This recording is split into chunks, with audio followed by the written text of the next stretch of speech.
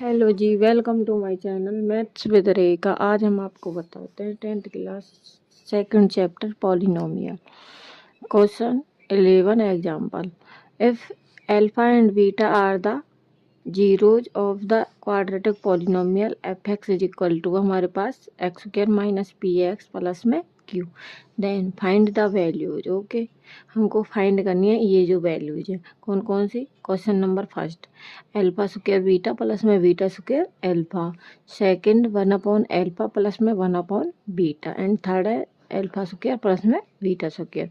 अब हम इसे सॉल्व कैसे करेंगे, जैसे हमारे पास पॉलिनोमियल है। पॉलिनोमियल क्या हमारे पास f x is equal to है x square minus p of x plus में क्यू। ओके, अब इसी में से हमको क्या निकालना है, जीरोज ऑफ एल्फा मतलब सम ऑफ जीरोज और product of zeros. Sum of zeros क्या होते हैं, माइनस के कोफिशिएंट ऑफ एक्स अपॉन में कोफिशिएंट ऑफ एक्स स्क्वायर। जैसे कि इसको हम बोल सकते हैं माइनस बी अपॉन ए। जैसे ए ये है, बी ये है एंड सी ये है। ओके, अब जी बी क्या हमारे पास माइनस का कोफिशिएंट की वैल्यू माइनस के पी, एक माइनस हमारे पास है तो माइनस माइनस क्या हो जाएंगे प्लस। तो क्या हो गया हमारे पास पी अपॉन में ए क्या हमारे पास, जैसे इसके आगे क्या कोई कांस्टेंट जहाँ पर कुछ ना दिखे वो क्या होता है 1। तो क्या हमारे पास 1 इज इक्वल टू कितना आ गया हमारे पास P.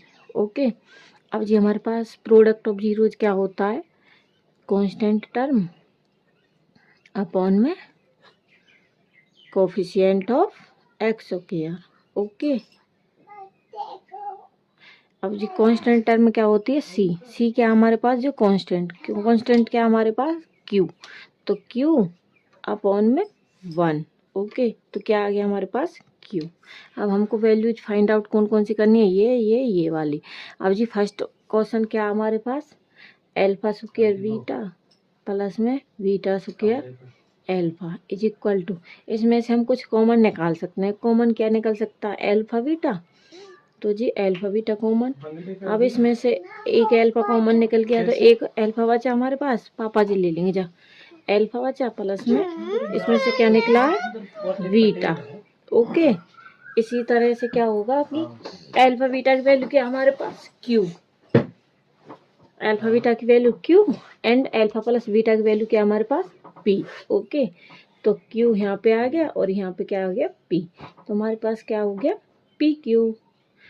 First question solve and second question में क्या हमारे पास,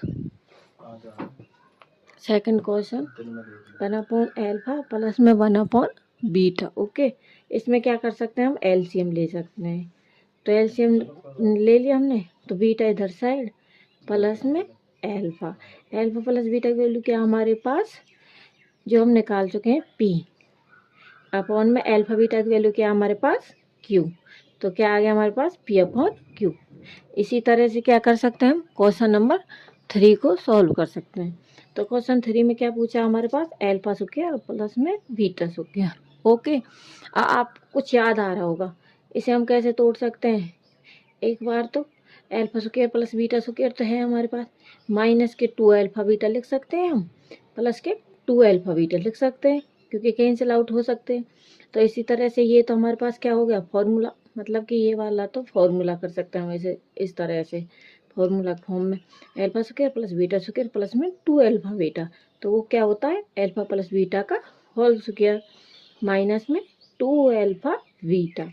एल्फा प्लस बीटा की वैल्यू क्या हमारे पास पी, तो पी का स्क्वायर माइनस में 2 क्यू। ओके, तो क्या आ गया हमारे पास question answer p square minus में 2 q, hence proof. Okay, thank you.